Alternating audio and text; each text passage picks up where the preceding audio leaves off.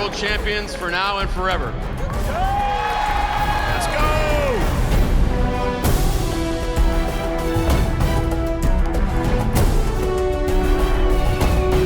And with that, we are back for yet another season of Hard Knocks and another season of the official Hard Knocks podcast. I'm touched, I'm flattered, I am moved that you are here with us and that I am back with you yet again. Last year, the Bills. This year, the Seahawks. Hello, friends.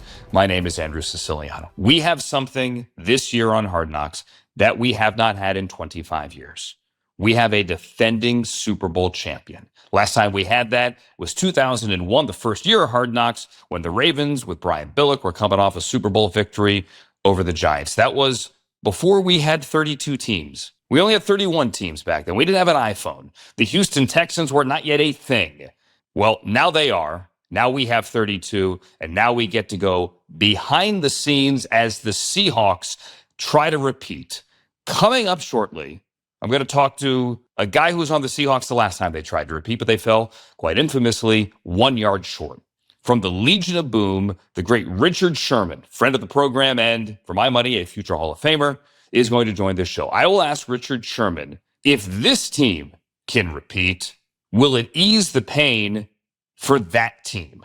And the Patriots have already signed up for next year's Hard Knocks, the team the Seahawks beat in Super Bowl 60, the team the Seahawks will play in this year's opener on a Wednesday. The old rules said if you made the playoffs in back-to-back years, or if you had a window in which you never went 2 years without the playoffs, then you weren't going to get on Hard Knocks. You could always say no. And under Pete Carroll, the Seahawks never had that kind of drought. Well, now all those rules have been thrown out, and the Seahawks said yes. So we've never gone behind the scenes in Renton. This is unprecedented. And as the great people at NFL Film showed us just now, Renton is the best setup in the NFL.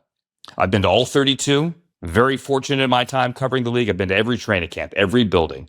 There is no setting like the one the Seahawks have in Renton. They are on Lake Washington. You got boats. You got sunshine. You got bald eagles. You have the Blue Angels. There was the air show there, the opening weekend of camp. You walk onto the field in Seattle, your jaw drops. On a sunny day like this, it's unbelievable. And you are so ridiculously close to the water. Sam Darnold could stand on that field and throw the ball into the water. You're that close. So there is nothing like it. You're going to feel the energy of the 12s. You're going to be that little kid losing your mind when Jackson Smith and Jigba is nearby. You're going to feel that. Later in this show, you're going to go to Lumen Field. You're going to feel the fans there. For my money, it is the loudest building in the NFL, the loudest outdoor building in the NFL, and it has the biggest home field advantage for any of the 32 teams in the NFL. So we're thrilled to take you behind the scenes with the defending Super Bowl champions as they try to not run it back, as they try to run it forward. The challenge for me is like, okay, we have the thing. What's the new shiny version of the thing? You know, I've been worried about that like all offseason. Like, how do I say this the best? How far can we take it? How far can we take our 2016? So this might be a hot take. I don't think it is, but I'll say it. I think Mike Macdonald is going to be the star of this show. Not Sam Darnold, not DeMarcus Lawrence, not Ernest Jones, not Jadarian Price. They're all going to be featured, and we see them all in episode 1. But I really think Mike Macdonald is going to be the star of this show because people think he's a robot. He's not a robot. He has a personality. We see it in this episode. Sam Darnold on the podium during the first weekend of training camp, he was asked, Sam, who's going to be the star? Is it going to be Brady Russell? Brady Russell had a goat pee on him in this episode. Is it going to be JSN? Who? And he said, I think it's Mike Macdonald. I think people are going to see that he has a personality. He's got jokes. He's not just the boy genius, stoic on the podium with nothing to say other than work, work, work, football, football, football. That's not who he is. Let's say you're a casual fan who only saw Mike Macdonald on the podium in the week leading up to the Super Bowl, where he was focused on hoisting the Lombardi and didn't give you a lot on the podium. Why would he? If you're a casual fan who heard him mic'd up when the clock hit 00 in Santa Clara and say, we just won the Super Bowl, like he was an AI bot, you think the guy has no personality. I promise you, he can make you laugh. He can relate to his players like they were with Nick Eamon-Worry. He keeps receipts. He has the thing that Rex Ryan said about him. This guy's a horrible coordinator. He's a real person, and he's a really likable guy. We overuse the word genius when it comes to talking about football coaches. Oh, this guy's a genius. Okay. Well, he might be a really sharp football coach, and there are exceptionally smart coaches in this league, many of whom may actually have, quote unquote, genius IQs. Mike Macdonald is on that list. But he's a real person, and I really do think that by the end of August, by the time we get to week 1, if you watch Hard Knocks every week, you're going to go, wow, that is somebody that I had no idea that person was in there. I really do think that. So, quick story. When Mike Macdonald got hired in 2024, we're all at the owners meeting, and there's a lot of shaking hands and meeting everybody, and you're the new guy. John Schneider had introduced me to Mike Macdonald, the GM you see in this episode, and Mike and I kept running into each other, and we connected. He played the part of new coach, but he also was observant, right? You know, the same analytical coach, the same reading the room coach who says, I don't know what our defense is. Like, it is what you guys tell me it's going to be. Let's see where we go on this journey. That guy read the room like, hey, like, who's that? Who are they? Like, are they together? Like, what's their deal? Just about everyone in the room, because he was there to take in information. And that is very much who he is. But we will see here that he's also a real human with a real personality that does an amazing job connecting with his team. Spoon got wigged out, not last night, the previous night, because Ian Rappaport reported that we were making him the highest paid guy and he's not accepting it. So I called Ian and was like, hey man, like, you need to call the agent and tell him that that's not fucking coming from us, you know. Mo talked to Spoon, everything's fine. He's like, he gets it, he's in a good spot now. And this is a storyline to follow here throughout Seahawks camp. I want to compare it to what we saw last year. Not saying that one guy is right and one guy is wrong. But last year when we had Hard Knocks with the Buffalo Bills, running back James Cook was in the same situation. He decided to hold in, which is you report to camp. The CBA, the collective bargaining agreement, said you can't hold out and not show up. You can't do that anymore. So you come to camp, you just don't practice. Oh, my hamstring. You hold in because you're there.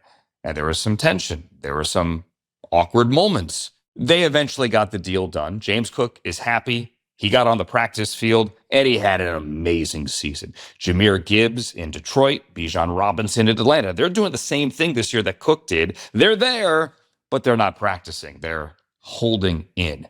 Devon Witherspoon isn't doing that.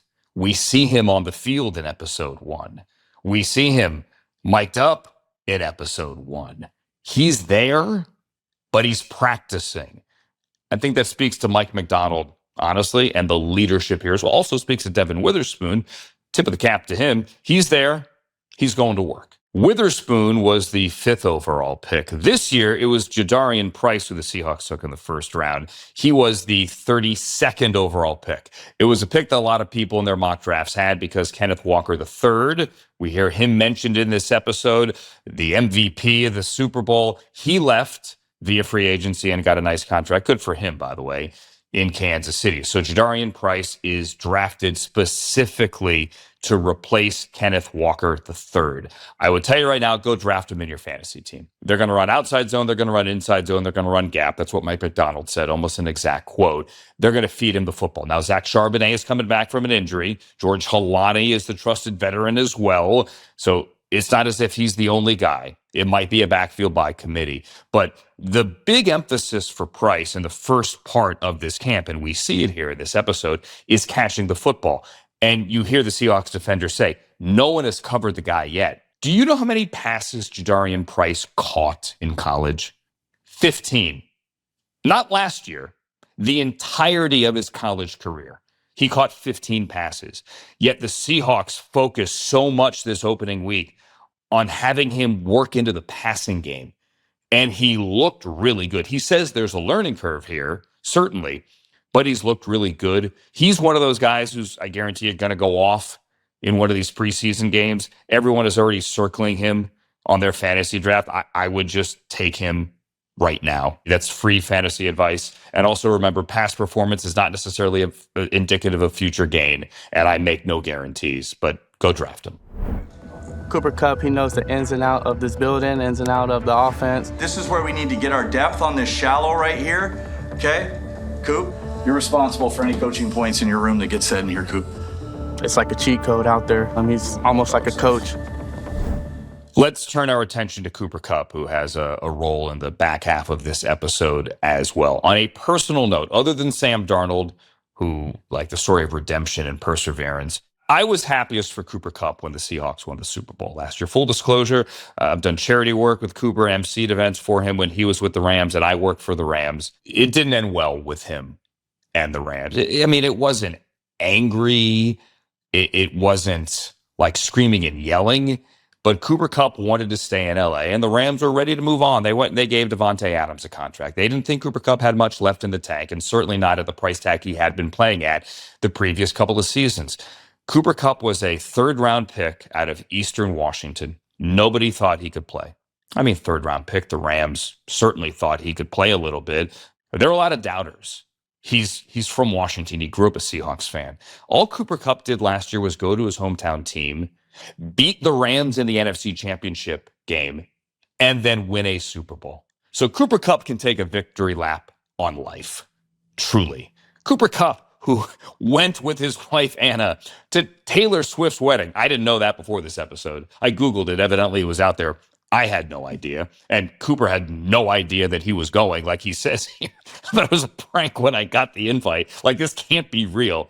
It was real. We talked before about football geniuses. He is that guy at the wide receiver position. And you see him coaching JSN. You see him almost coaching Mike Macdonald. He is a difference maker, even if he doesn't have the speed he had when he came into the league in 2017. And by the way, in 2017, he wasn't fast. Legendary story here. When Cooper Kupp ran at the Combine in Indianapolis, he ran really poorly. The Rams scouting department all did high fives. Like, they were so thrilled he ran poorly at the Combine, because that mean that everyone would disregard him and they could take him in the third round.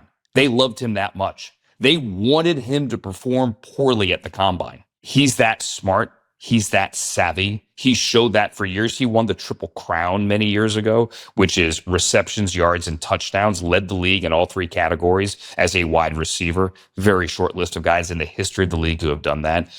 And the Seahawks, even if he can't run like he used to, he is such a vault of information. He's going to help your team, as we see here, in so many ways. And now, the moment you've been waiting for. Enough of me talking. Let's get to Richard Sherman. I wanted this guy for my first guest. This was the guy when we were planning the show. I said, this guy's got to be the first guest. He's a 5-time Pro Bowler. He is a 3-time All-Pro. He has a Lombardi trophy that might actually be the real Lombardi behind him right there at his home in Seattle. He has a Super Bowl, and he talked on the field for 11 years, 7 of them with the Seahawks. He now does an amazing job talking next to the field for Prime Video, for TNF. It's Richard Sherman, everybody. How the heck are you? I'm doing fantastic, Andrew. How are you? I'm okay. I appreciate you doing this. It's summer, like football. Football is here, and we say in the football world that summer is over, but like you've got a family, like there's actually still a summer for you. Yeah. I mean, a lot of it has been spent at Little League baseball fields and dealing with that, tournaments, and just way more baseball than I ever thought I'd be at. But my son's had a good time. My daughter's doing well, and so you enjoy that part of it. And now you're getting back into the grind of the football season, and that'll be a lot of fun too. You were at camp a couple of days ago. How are the Super Bowl champions like getting back to work?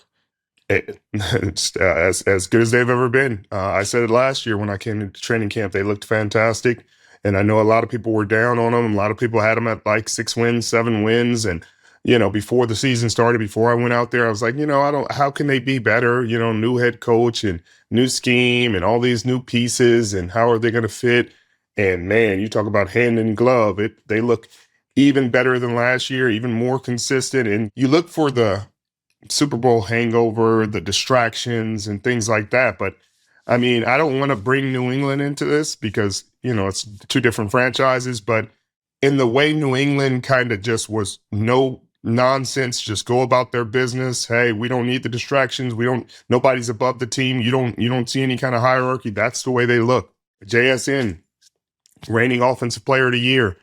And you go out there and it's just business as usual. These guys are bring your lunch pail, bring your hard hat, and go to work. It's funny you mentioned the distractions, but it is different. You've been through this and you have come to camp with a target on your back, collectively speaking, where you won it. And last year, people thought they were going to be good. They're likely a playoff team, but no one necessarily saw them as the Super Bowl team. It is different walking in this year. And there are cameras there for Hard Knocks. What is it like coming back to work? JSN got paid. Witherspoon's likely going to get paid, where it is different because there is now a spotlight on you and people circle you on the schedule. Yeah, I mean, it's different because human nature. Guys understand, hey, we just won a Super Bowl. But honestly, if you were in that building and you talk to those players and you talk to that staff, I don't know if you know the difference between last year and this year, because these guys are just football guys. They're just guys that love the game, love the grind, go out there. John and Mike have done a great job of putting together a team of just good character, good football players who love the game. And they're not here for the nonsense, the pageantry. They're just here to get to work and win football games. And you got to respect that. Yet Mike Macdonald, I don't know if you saw the clip, Mike Macdonald said that Hard Knocks is a gift from the football gods because he says it allows everyone to be themselves. Like he goes, I want us to be us because when we're us, we're at our best and we're getting better every day. And the cameras there allow us to be us. I thought it was interesting. Sam Darnold said that, like, you notice the cameras the first couple of days, but then you forget they're there, and then he said, well, maybe that's a bad thing. What does be us mean for this team? Like who are they? They're a really great football team that doesn't do with the distractions. They really don't.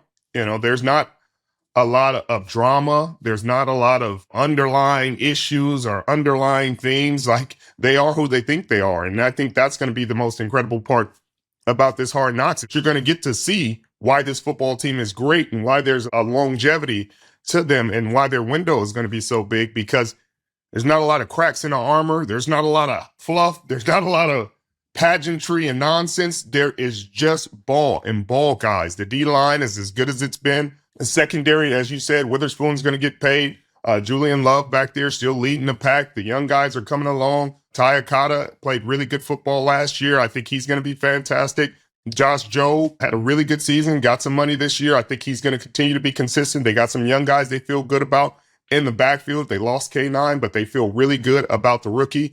And he's been putting on a show, and especially in the passing game this training camp. So the offensive line, you talk about units that take time to mesh and mold and build chemistry and build camaraderie. I think that's a lot of what happened last year with the offensive line, and they continue to build. They paid both tackles. They brought in a first-round pick at left guard, and he's been a big part of that glue that brings that offensive line together. I think Sam Darnold is going to be even better this year.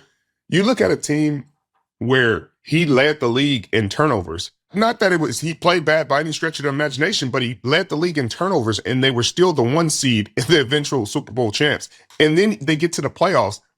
And after that stint, where even at his worst, they still had a chance to win the game. I think he threw four interceptions against the Rams in a game that everybody thought, oh man, they're going to have no answer for the Rams going forward. And the defense still stood up, and they end up losing that game on a short field goal that I think would have been fine if they had, things have shook out a different way. But he goes to the playoffs and shows what he's capable of by playing almost near perfect football, no turnovers the entire playoff run. And if he plays like that throughout the rest of this year and carries that momentum. I hear all this noise about the Rams and a lot of things, and rightfully so. They got a really talented team, but this team is going to be a really tough out. I'm glad you opened that door. Let's back up and start with Sam. He had the bad game in L.A. He's from L.A. Let's not forget about that, too. And Ernest Jones, on the podium afterwards, famously looked at the camera and said, "Bleep you," to anyone who questions my quarterback. Right? I think that was like for my money, that was a cool galvanizing moment. But Pete Carroll, who you played for and you love, Pete used to have Tell the Truth Monday, right? Right? Okay. So let's do Tell the Truth with Sherm here. A year ago today, Sam Darnold is coming off 2 disastrous games at the end of his Minnesota career. At the end of the regular season against the Lions, and then the playoff game against the Rams, where he probably is still seeing ghosts with Jared Verse and Byron Young. A year ago today, did you think this was the right move? Did you think Sam was the right quarterback for this team? I couldn't have said either way. I knew Sam was a winning quarterback. I mean, Sam won 14 games with the Minnesota Vikings. And no matter how you slice it, it's tough to win games in the National Football League. And not many quarterbacks have won 14 in the history of the game. If you look at that in a vacuum, you got to say what Geno was doing, you felt good about, because Geno had a nice comeback season with Pete Carroll, had a Pro Bowl season. The let Geno cook, and we're not going to write back. And I think that was kind of a good space for him. But to get rid of Geno and then get rid of DK Metcalf and get rid of Tyler Lockett, I think you got rid of 2 of your top 3 receivers, and then say, hey, JSN is going to be the guy, Sam Darnold's going to be the guy, K9's going to be the guy. We're going to go with this offense, and we're going to feel real good. We're going to draft the left guard in the first round, and we're going to go to the Super Bowl. I'd be far-fetched to say I thought, hey, they're going to win it all this year. I thought they could be really good and win the NFC West, which they did. But as the year progressed, you saw just how great everybody fit within this scheme. You saw how great Sam was in this scheme, and it's the same scheme he's dealt with for years. And so that's one thing I think gave me comfort as the year progressed, is he just looked like he was in command, and he hadn't lost a step. He hadn't missed a beat from his time in Minnesota. Obviously, the receivers are different, but you went from Justin Jefferson to a guy that you helped make an Offensive Player of the Year. I'm so happy for Sam. There are a lot of different storylines last year when they won it, but the idea that this guy's a top 5 pick and he kind of lived a journeyman's existence, and then he finally gets there, and then he found this inner peace and he played great football and he won. There's also like a bigger picture conversation to be had about how much patience we have with young quarterbacks as well. I was looking it up last night. Now, assuming Mike Macdonald lasts the whole season, right? Okay, I think we're good. Right. This will be the first year in Sam Darnold's career the first 2 years, since years 2 and 3 with Adam Gase, where he has the same head coach for the entirety of 2 consecutive seasons. That's absurd. It really is absurd. And I think it is a conversation to be had just about development, about the microwave society that we're in terms of not just quarterbacks, just players in general. You expect immediate production, immediate output, and some guys just aren't built that way. Now, there are some guys in the National Football League who come in and they just look the part, they are the part.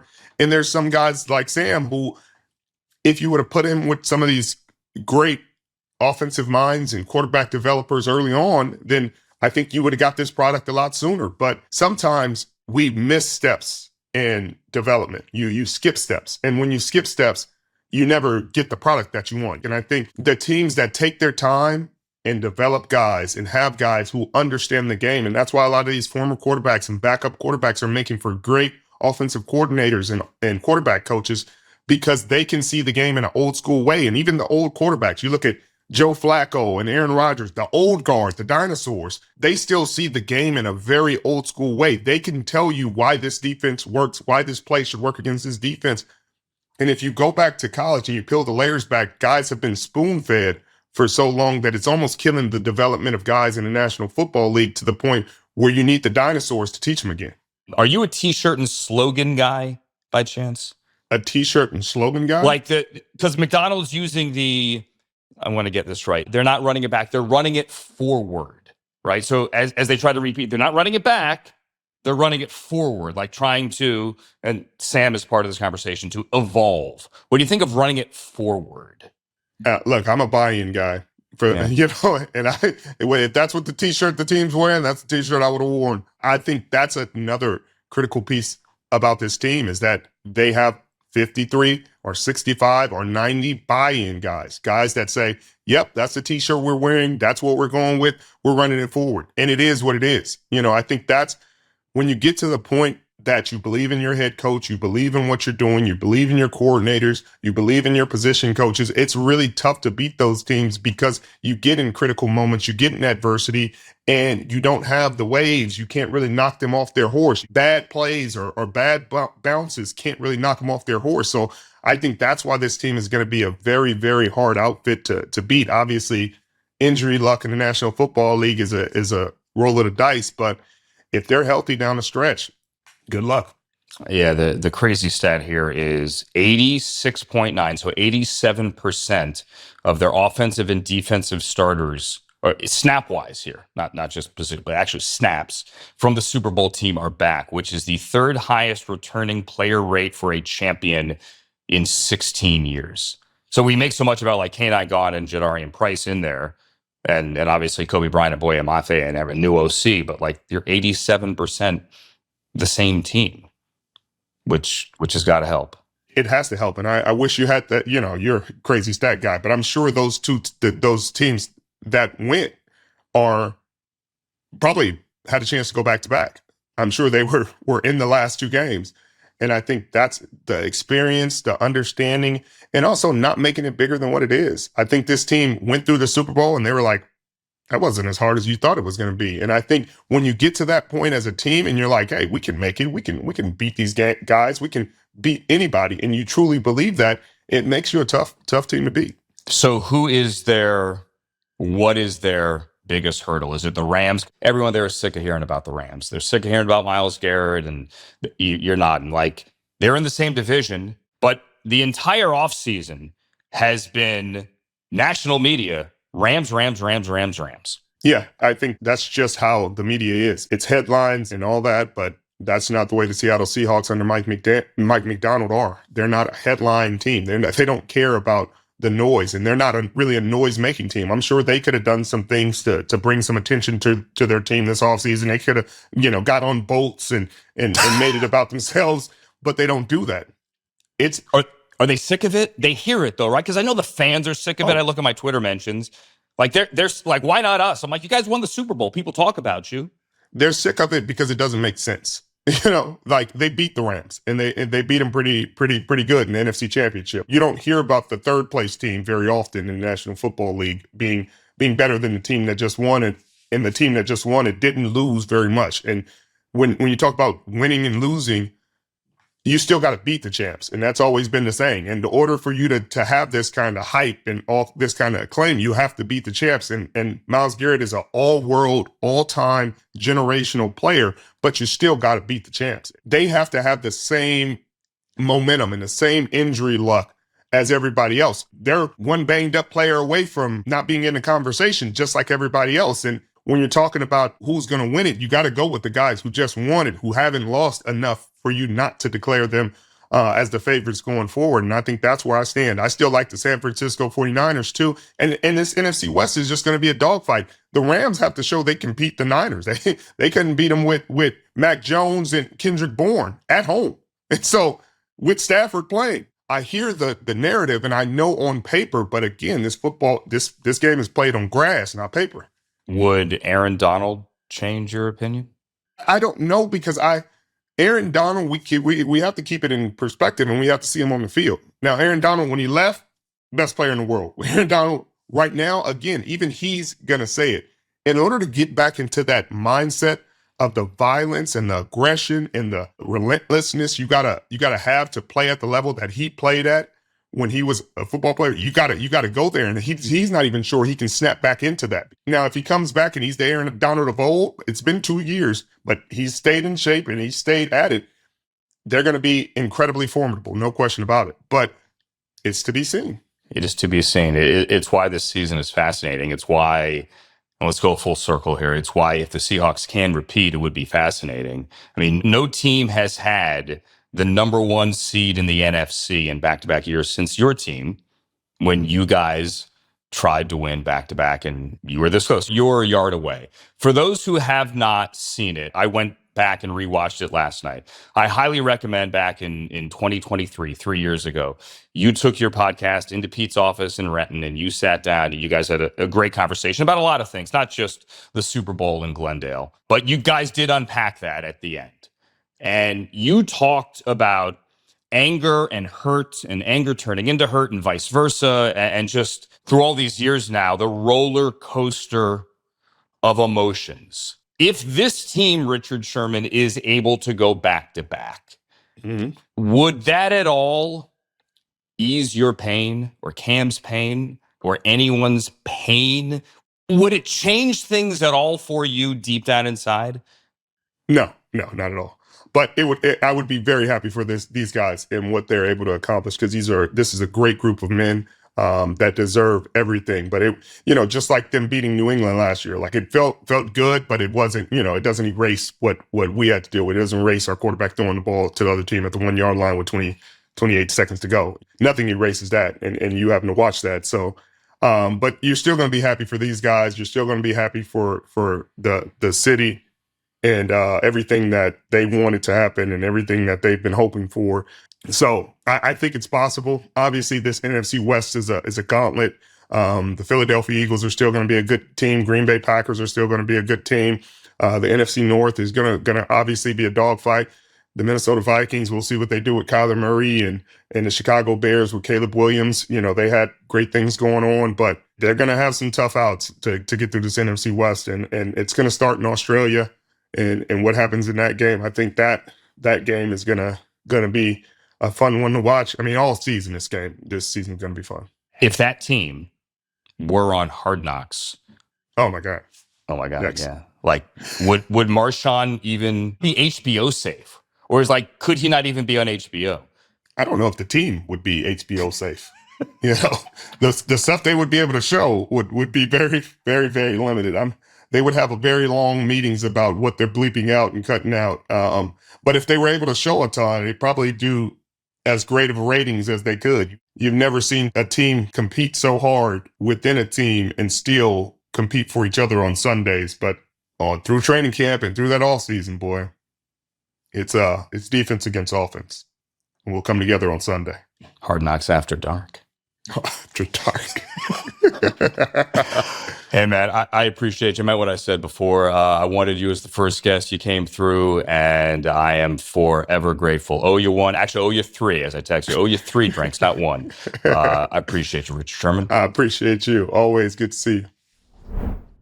When I asked the question about easing your pain, you can't erase coming 1 yard shy of a Super Bowl and not getting it. I understand that. But remember last year with Steve Tasker, with Andre Reed, when we had the Bills on Hard Knocks, those guys, they said the same thing, but they also said that if the Bills were to win, it would bring the community together in a way where you never forget how horrible it felt to lose 4 Super Bowls.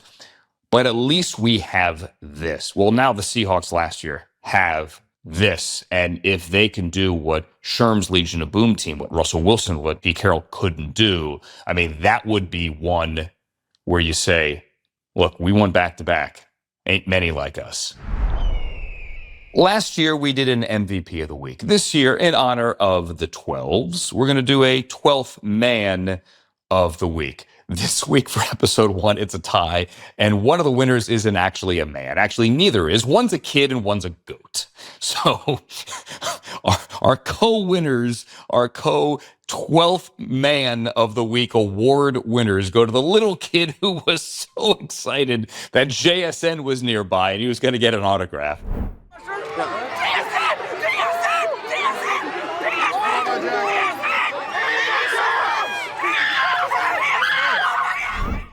That was me as a little kid in training camp for Bernie Kosar. You are co-12th man of the week, and Buttercup the goat, who peed on Brady Russell. Congratulations, Buttercup. We will send your award to the barn. You too, Buttercup, are co-winner of 12th man of the week. All right, that's going to do it. Episode 1 is in the books for the Hard Knocks podcast. Thank you for being here, friends. We want your comments. Comment on the show. Find me on social media, on X or on Instagram, at Andrew Siciliano. We want to thank Richard Sherman. Thank him as well, by the way. Social media. The future Hall of Famer, the star of the Legion of Boom, for joining us for episode number 1. We are back here next week. Let's do it again for another episode of the Hard Knocks podcast after episode 2 of the show, which you can see at 9 p.m. on HBO Max on Tuesday. Thanks for watching, listening. My name is Andrew Siciliano. So long. The Hard Knocks podcast is a production of HBO and NFL Films in partnership with Pod People.